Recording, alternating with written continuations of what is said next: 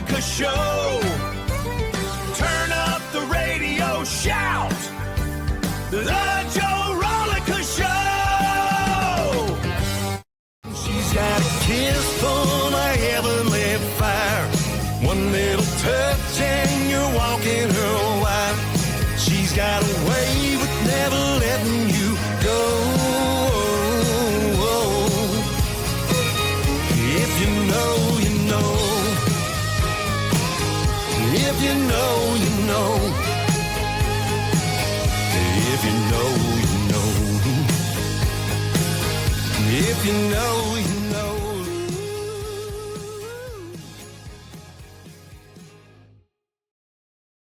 Hey, Elvis, Joe Rollica from Ira Country Radio. Got a great guest today. It's Mr. Derryl Perry. How you doing, Derryl?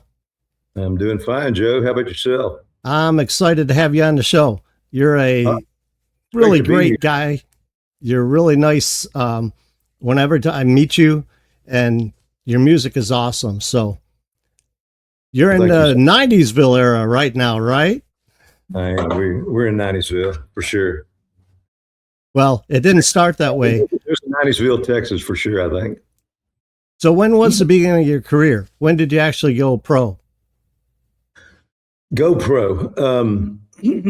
I started doing a few weekend shows when I was working here in Dallas, Fort Worth quite a few years ago, and then decided to start recording and quit my day job, moved to Nashville and did it the hard way, you know, a lot of songwriting, going to different publishers, different co-writing setups and stuff like that. And kind of learn the ropes of songwriting first. And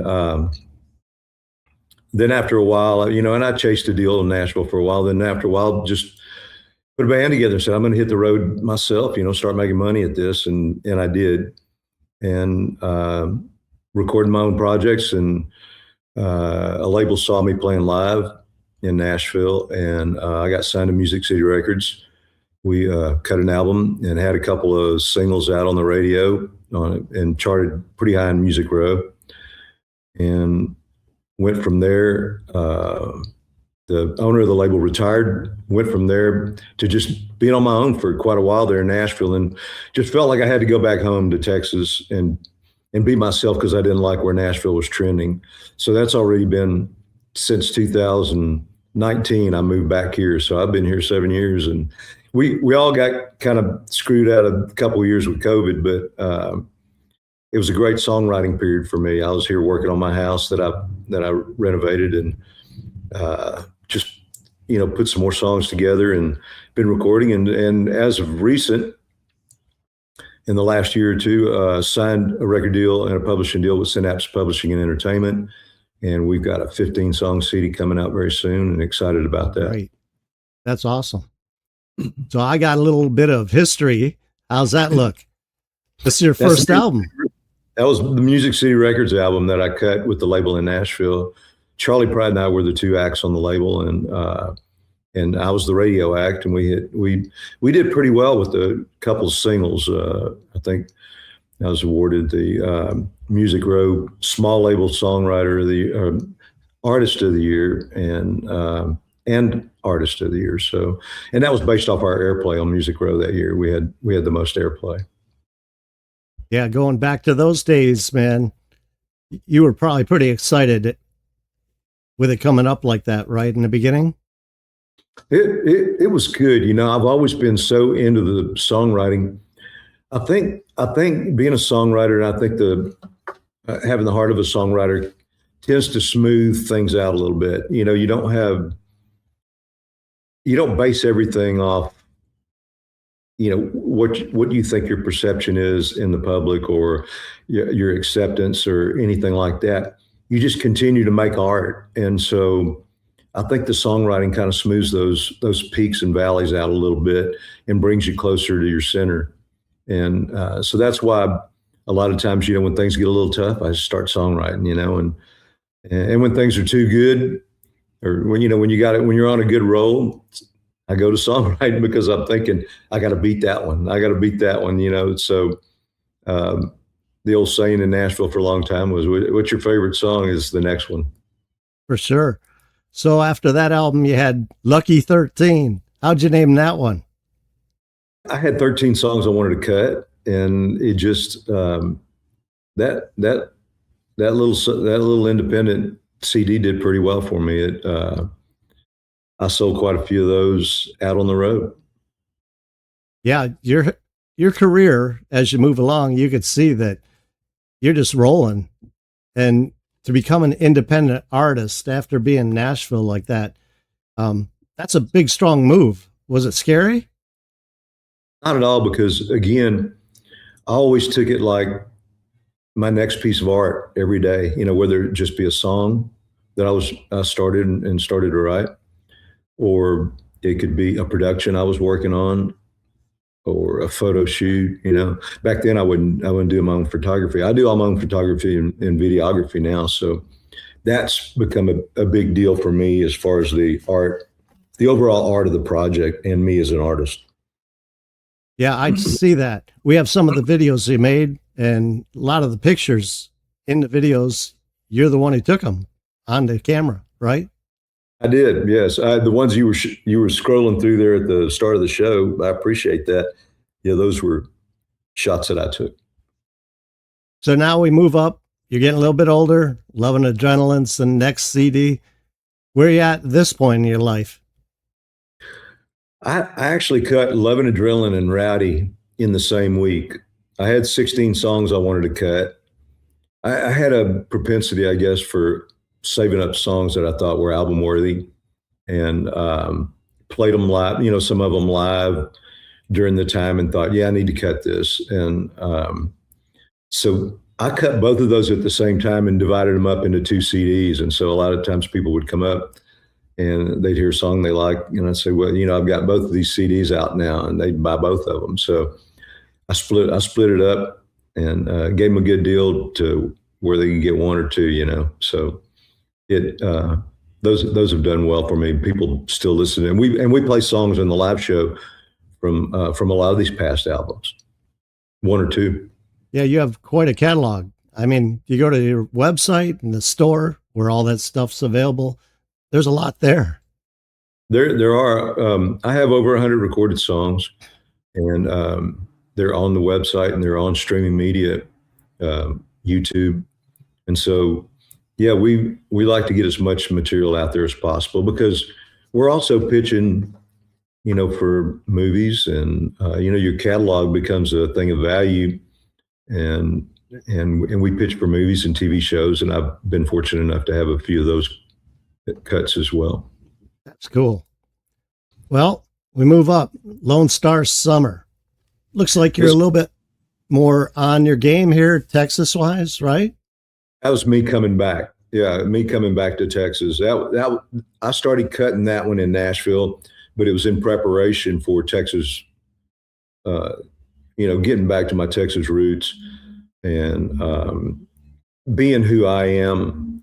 Of course, those other albums were portions of who I am as well, but this one was more rooted into the Texas roots, and I didn't, I wouldn't aim it at anything in particular as far as trying to please Nashville or radio or anything. I was just writing stuff that I loved, and I started. I just found a really nice place as a songwriter, and in doing that, and cut those before I left Nashville with a really good crew I liked working with in studio. And by the way, the albums before those, the 3 albums before Lone Star Summer, I cut with my road band. I really had a great road band in Nashville, and so that was fun too, and including them in those projects. This was a studio, a good group of studio people that I really love working with, and we when I came back to radio here in Texas, we were sending singles out to guys like you. First started coming off this Lone Star Summer album. Yeah, and we love that because it was already high quality stuff, and it's not like you're a beginner at that point. And I get a song and I just love it because it's an instant hit. We did have some good luck with 2 or 3 off the Lone Star Summer album as well. Those were the first 2 or 3 singles I released to radio. Here. So Some Horses, that gets you up to about what, 2023, I think. That song was the CMA Texas Song of the Year. That was pretty cool. Yes, sir. It was very nice blessing to get, some notice, from people here in Texas and around the country too as well, for Some Horses. And I'm still trying to get that in a movie. I want to get that in a movie so bad. But I love the song. The song is me. Wrote it right here in my kitchen and dining room one morning, looking out the window. And I don't have horses out my window. I live in the city right now. But the song is totally me. And I think it's about a lot of people. And I think that's what resonates. And it did well for us on radio. And getting the Song of the Year, CMA Texas Song of the Year was nice. And, I don't try to focus so much on charts and awards and stuff like that, because I've won a few of those things and they're really nice. And I always feel like, how can I do better? How can I resonate with people even better? It's like you set another bar for yourself and you got to, you got to try to make yourself a better artist. I got to write a better song than that, or whatever. But Some Horses is probably my favorite song. It's a really good one. And I remember when it came out, it was hot and everybody knew it. I wanted to tell everybody that they can get your music over on your website. Here's your website with the store. You got quite the catalog on this website for sale. So people can find that older stuff and all kinds of things there. Picks, bandanas. You got it going on here. Yeah, you can download the songs. You can, of course, most all of the stuff that are on the albums are streamable. So it's you can stream them, or you can order it off the website, like 99 cents for a single. You can go through and cherry pick songs off different albums, and or you can buy the CDs. And we're going to have a new one coming out here very soon. We're looking forward to that. We're ready for you to play a live song. So why don't you take us back to 90sville? I heard there's a story about this. There's a really good story with 90sville. I was asked to put together a proposal to do some 90s cover songs and open for a pretty renowned 90s tribute act here in the Dallas-Fort Worth area. And so I was going to do an hour, in my band, and they were going to do 2 hours. And then, so I started to try to think. I didn't want to do it under my name, so I started putting together names for a band name. And I came across 90sville in my head some way or another, and did a search on it. It wasn't taken. No trademark, no copyright, no property. So I went ahead and filed for it myself, created that band name for that. But we never did do that show. We never did actually do a formal proposal for it. So one morning, Sunday morning, we had done a show in Tulsa on Saturday night, and that Sunday morning we were loading up, and I was driving home, and I thought, you know what, I'm going to write the title 90sville. And so I wrote it between Tulsa and Dallas-Fort Worth, right there driving along and recording. Cool. And it did very well for us on Texas country radio and in other parts of the country too. We had it out on Music Row as well. And it's a lot of fun. It goes back to the 90s, and it's got a lot of your favorite artists and songs from the 90s kind of commemorated in it. So without cool. further ado, looking forward to it. This is 90sville, guys.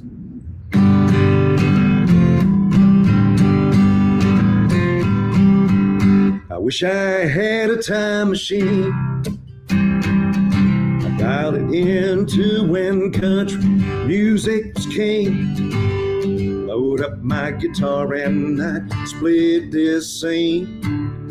in search of glory days long gone.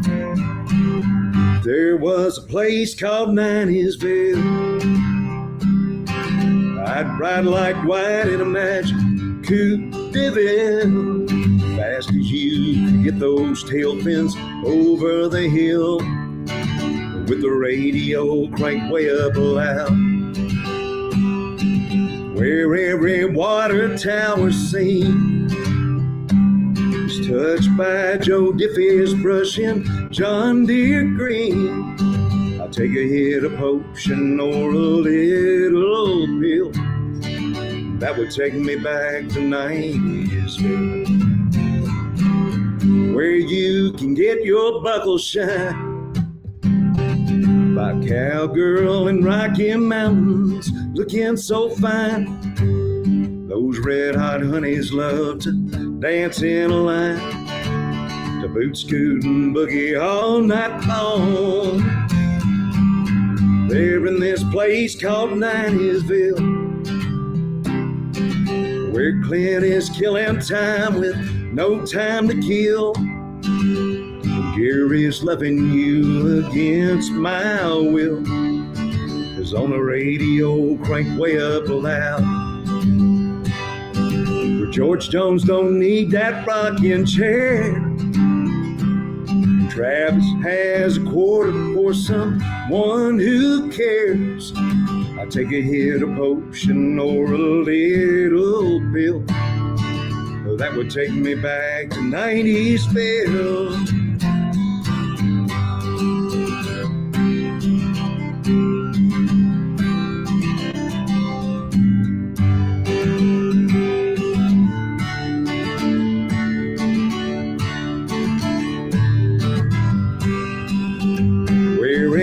Indian outlaw, and I should have been a cowboy can ride side by side to this place called Nineysville.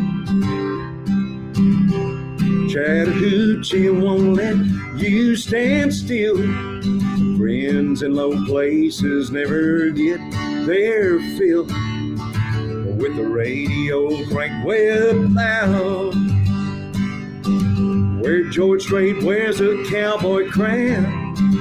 And if you can't remember, you better write this down. I'll take a hit of potion or a little pill that would take me back to Nineysville.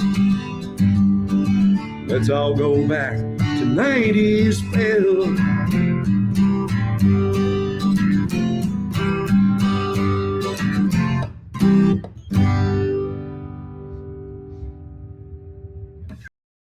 Nineysville. Oh, gosh. I love it. Thank you so much, Derryl. Sounds great. Well, now that we're in Nineysville, we're in the 2000s with Derryl Perry. And so I'm going to play a little game with you now, and you got to answer it, but there's no yes, no answers. We good? All right. We're good. Here we go. Which one do you like? Songwriting or recording better? Both. Oh, that's not good. Yes or no. Good answer. You got around it. All right. Dwight Yoakam or Gary Stewart? It's impossible. How about Dwight Yoakam covering a Gary Stewart song? Good answer. Love it. All right. Here's another one you're going to try to get around. Producing or performing live? You know, I'm going to say, here's my way of getting around that one. I'm going to say performing live, because as a producer, you're performing live in the moment in the studio. So you're putting things together. You're under pressure. You got time clicking on the meter. You got guys in there waiting on your instruction, and you're performing live when you're producing, because you're right in time. Of course, you can go back and change things, and you can't do that performing live on stage, but I'm going to say performing live. True. All right, last one, really hard. Willie or George? I could say George covering a Willie song, but might be Willie covering a George song. You know, I think they both resemble. Willie Nelson was the first I guess, influence on me. And that Redheaded Stranger album, there's nothing better than that. And it's For a sure. total concept album. And as a songwriter, you know, George wasn't the songwriter that Willie is. And I'm going to give the edge to Willie. There you go. He's got the age too, right? Yeah, he's the elder. He's still doing it, which is totally amazing. It's amazing. Yes. All right. I'm going to take you to this one, 90sville.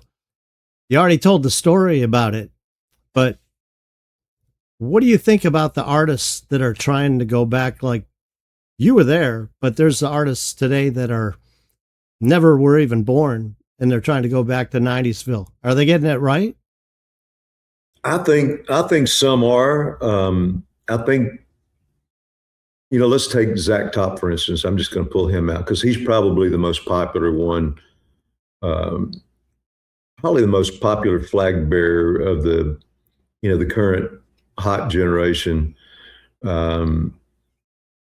You know, he involved himself with Carson Chamberlain, and Carson Chamberlain produced him and did songwriting with him and kind of nurtured him in Nashville. And Carson was big steel guitar player and songwriter in the 90s. So I think that's probably key in putting the right people around you if you're doing it. Now, a lot of these people were babes, you know, at the knees of their parents, and their parents were listening to the Clint Blacks and Garth Brooks and all the hot Nashville artists at the time, you know, Alan Jackson, Travis Tritt, that class of '89, which turned into the 90s country deal.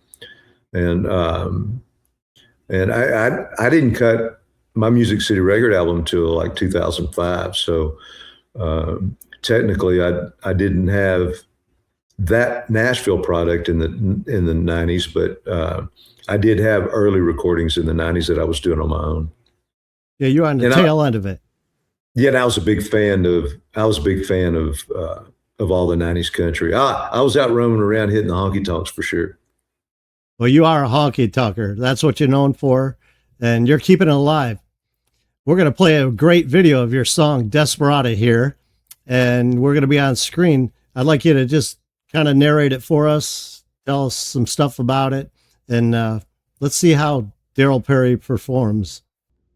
All right, Derryl, this is your song Desperata. You shot this video, right? I did. I shot that myself, all by myself, 3.5 days out in the desert in Terlingua, Texas. And this place has always been kind of a special place in the back of my mind. I've never been there before shooting this video. But, it's kind of special to me because it was an old Jerry Jeff Walker album, one of my top 10 albums of all time. And I know they have a chili cook-off out there as well. So anyway, I know this is a special place. About 14 miles from the Mexico border. And so I get room out there. It's a place called the Perry Mansion, believe it or not. It's kind of a renovated Airbnb. And that's important for the place that I was staying. And I have so many people asking me if I green screen that. No, I'm actually out there, and it's that gorgeous out there. It's beautiful. Yeah, it is.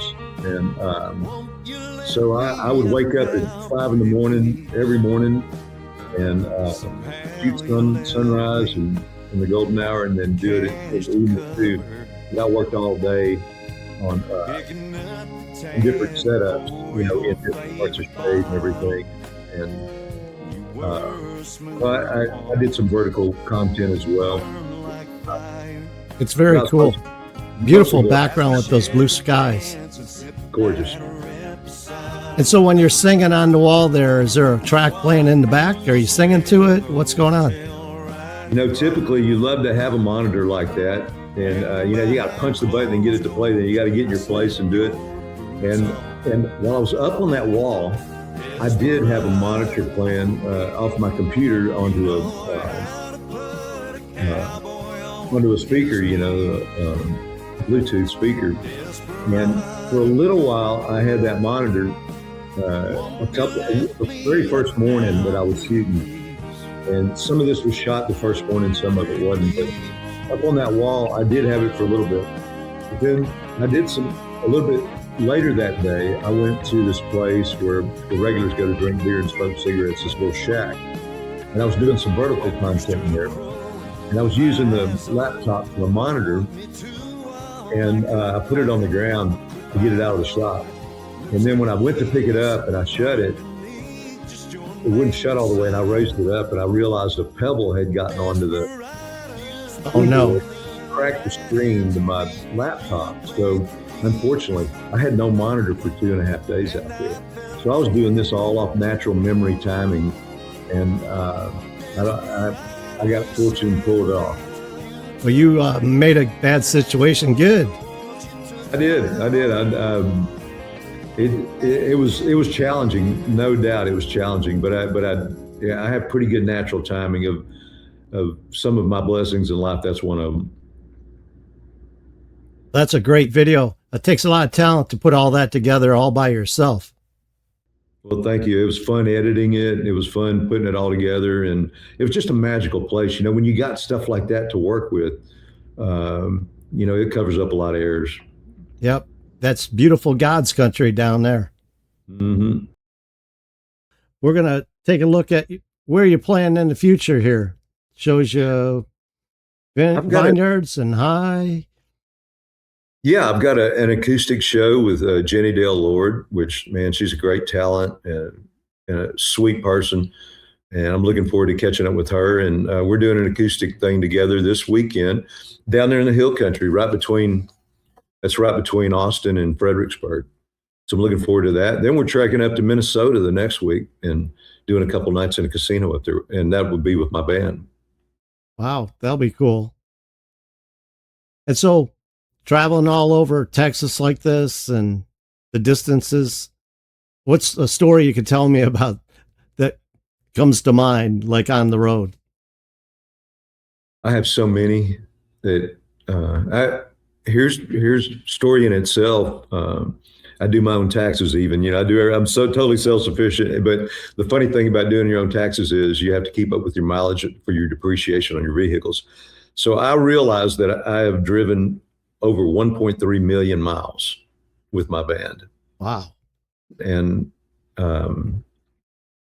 you think there's the hardest times and the craziest times and the most challenging times are always the ones you remember most. So I try to remind myself of that. I guess the last crazy one was not too crazy, but very nerve-wracking. Was we were coming back from Oklahoma and driving to Dallas straight from the venue we were performing in Oklahoma, straight to Dallas to do a corporate gig in downtown Dallas, right in downtown Dallas. And we were having to bring PA and set everything up there for the corporate gig. And so we're driving along, and I'm always songwriting and stuff when I'm driving. So I'm on 69 coming down, or I'm on the tollway coming down from Tulsa and the Indian Tollway. And I'm supposed to take a right to get on 69 and come on down to Texas. Well, I passed that up accidentally. And I was low on gas, and I needed to stop there just south of McAllister to get gas. So I passed up and got on the tollway going east there. And I'm like, oh no, I don't have any gas. And this tollway doesn't stop for 40 miles. So I pull over before I got too far out of McAllister because I didn't want to run out of gas, but I'm trapped. There's no gas anywhere around close. So I called AAA and try to get a truck coming out there. And we're on the clock, we're trying to get to Dallas to get to another gig. And so, but I didn't lose my cool. I get mad over little things, but I don't get mad when big things are happening because you got to stay cool and figure it out. And so, long story short, we finally get a truck out there to give us enough gas to run back up to McAllister, get gas. So I'm driving, pulling a trailer 80 miles an hour through Dallas. We get to the venue there. We're up, I can't remember how many floors up this building. We're having all these big speakers all up there and rack and everything else. And we set all that up in 20 minutes, started the show on time. And I don't know how. Must have been God on your side. Well, yes, he's been on my side quite a bit for a lot of things. But I do know one thing. I like to plan things very specifically. So when we were driving back through Dallas, I was yelling out instructions while I was driving the van. Okay, telling one guy, what I want you to do is go in and just set up the board, I'll haul the speakers in. I was divvying up what everybody's supposed to do. Drummer, you set your kit up immediately first. You're the quarterback. We had a logical progression, and that's how we got it done in 20 minutes. So that's awesome when it all comes together. Yeah, and then you could take that big sigh of relief afterward and think, I don't ever want to do that again, but I'll remember it forever. For sure. Well, brings us up to this song. If you know, you know. Where'd you get that? I don't even know. That's the funny thing about it. If you know, you know. I don't know. We had a single. The label and I had a single that we had decided on to release early this year. In the January timeframe, January, February, and it's gonna be on this next album as well. We had this single already lined up to go to streaming media. It was for distribution and everything. And on December 3rd, I knew I was going to have to cut another song of mine called "Back to Dallas" in December, and then I got this idea to hit like a lightning bolt on December 3rd, and I thought I got to release this as a single. So this song wasn't born until December 3rd, and I called the label and said, I've got to go cut this song, and it's going to be the next single. I can already hear it. So we agreed to go in the studio, and I cut both "Back to Dallas" and "If You Know, You Know." I went to Nashville and cut with that group that I really like to cut with. We cut the tracks of both songs in 2 hours. And so that was the 16th of December. The 17th, I went in and did vocals. 18th, got the harmony vocals put on. We were mixing this song on December 19th, and it was playing on radio February 2nd. Pretty speedy. 60 days roughly, from the song being born to actually hearing it on radio stations. So, the first initial distribution of it. So, I just kind of felt it and kind of believed it. And it kind of feels like, some of that old Brooks and Dunn, Toby Keith stuff that was, high energy, honky tonk kind of stuff. And, it definitely feels good. And the other song that I cut is I'm pretty sure it's going to be the next single. And If You Know, You Know is on the T3R. You're in the top 20. That gets you into the Billboard there. I know that people like to see that. Yeah, and we were at 14 last one. But 27 Texas Country Music Chart, 24 on the CDX Texas, and you're still rising. Mm-hmm. It's kind of been bouncing around a little bit. The American Country Chart, we're at 13 or something like that, and we were at 14 last week on Texas Regional Radio. So, we've been kind of floating around in that top 20 for about 5-6 weeks, and that's a good thing. And we appreciate the heck out of radio playing us. Yeah, every spin matters. So you never know who's listening out there. For sure. Well, hey, let's take a listen and watch the video for If You Know, You Know. And why don't you tell us about this project you did? Well, this project, I didn't originally have a YouTube video in mind, the cinematic video, horizontal. And I'd just gone out to shoot some content for social media. So I did everything vertical. And that was back when we released the single. And then not too long ago, the label suggested I produce a horizontal video so we could put it on YouTube and put it on my channel. So I said, sure, that's a great idea. So I went to go edit it, and I go, wait a minute, I don't have horizontal content. And so they talked about maybe, putting the vertical video in the middle and blurring the edges or expand it big enough to cover the horizontal screen. And I looked at both of those and just totally lost all the dynamics and the feel of the video. So I came up with this idea right here, the split screens, and create dynamics with that and momentum and energy. And I absolutely love the shadow dancer guy there. Yeah, that looks cool. I kind of cartooned him up just a little bit, with the way I danced in that and acted, demonstratively. And so I like the shadow guy. So you're a great shadow dancer now. I don't know about great. I'm a pretty good cartoon shadow dancer, I guess. And you got the 90s-ville look going. I mean, the black hat and everything. It looks great. Got it working.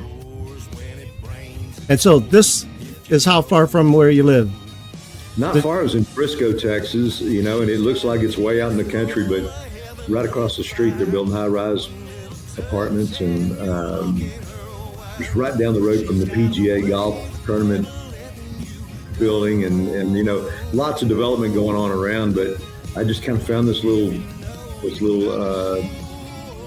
patch of heaven, I guess, and shot 3-4 videos there and called it good. You didn't have to watch out for a longhorn coming to get you, did you? I did not. There wasn't too much cattle in this area right here. Most of it's development land, and but there's still cattle out there though in quite a few areas.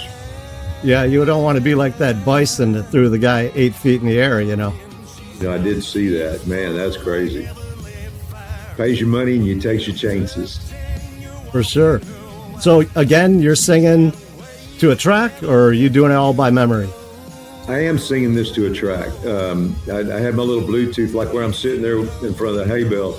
The Bluetooth speaker's right there to my right, and right there, it's right behind the hay bale in front of me.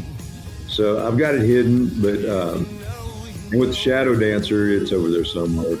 I'm obviously off screen, just to the left, and casting that shadow. Well, it looks great. Well, I want to tell everybody how to find you on social media. So there you go. It's DerrylPerry.com. Pretty easy. Facebook.com/Derryl Perry. Same thing at Instagram /Dale Perry. And I didn't hear bandsintown.com because the Derryl Perry is a D and a P that's capital there. I don't know if it matters, but sometimes it does. On Bands in Town, they're a good site, so I like to support them. Yes, definitely. And I have to use it. I use it to fill my schedule out on my website. So that's handy. I kill 2 birds with 1 stone that way. And on the Facebook site, that is the address for my band page. I have a personal page and a band page, but I encourage everybody to get on the band page and follow that. I'm trying to move away from the personal page as much as possible.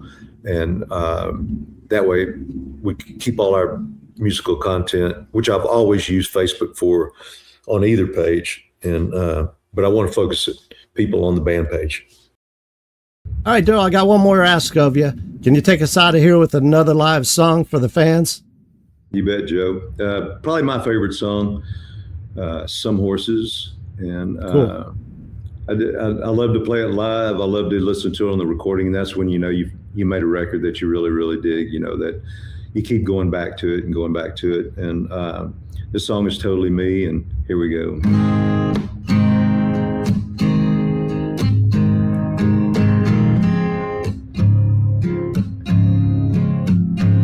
Some horses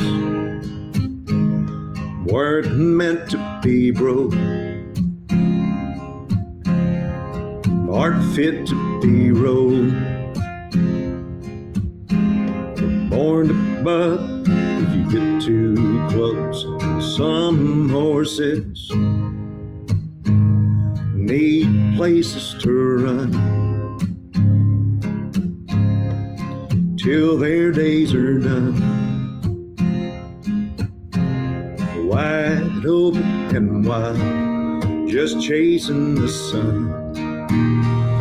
You can see their manes blowing, never knowing where they're going. Only thing for sure is their path leads up and down a lonely trail, and for them it never fails. They believe love in the dust, roam free.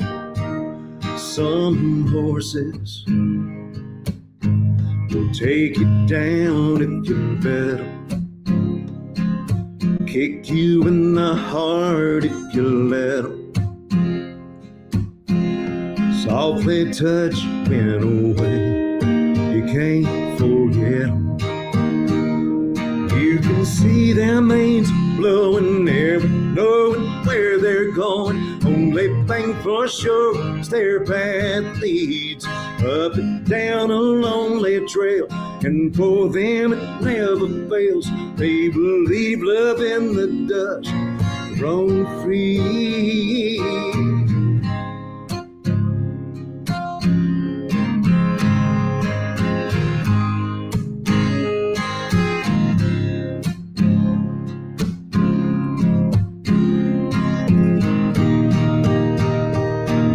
See their manes blowing, never knowing where they're going. Only thing for sure is their path leads up and down a lonely trail, and for them it never fails. They believe love in the dust, to just roam free.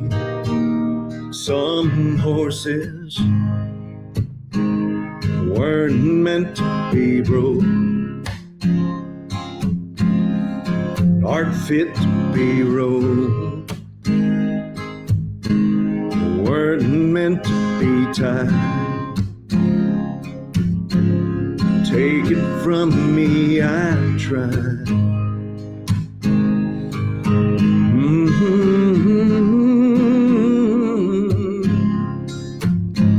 Some horses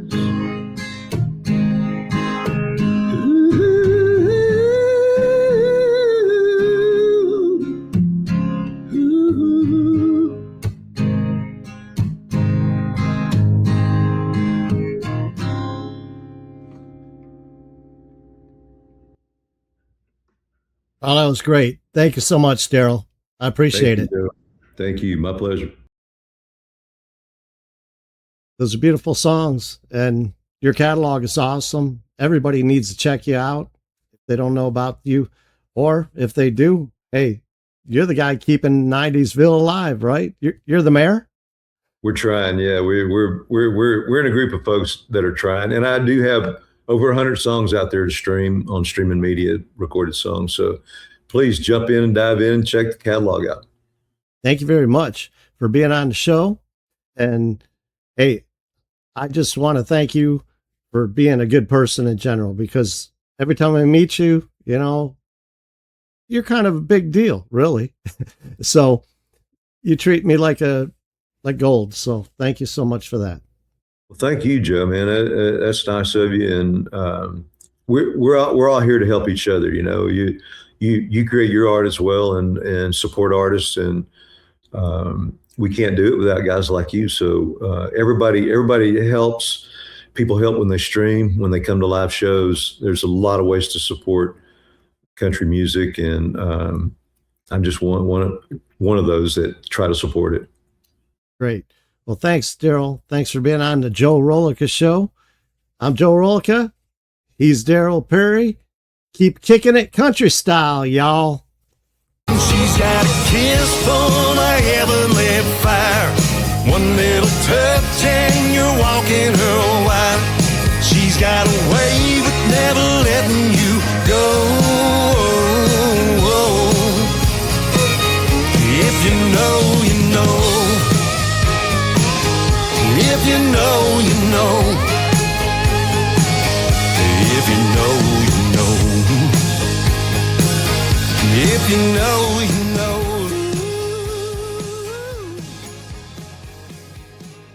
Hey, hey, hey! Sound the alarm, lock down the place. Feel the vibration in your face. It's the Joe Rollica Show. Everybody ready now? It's the Joe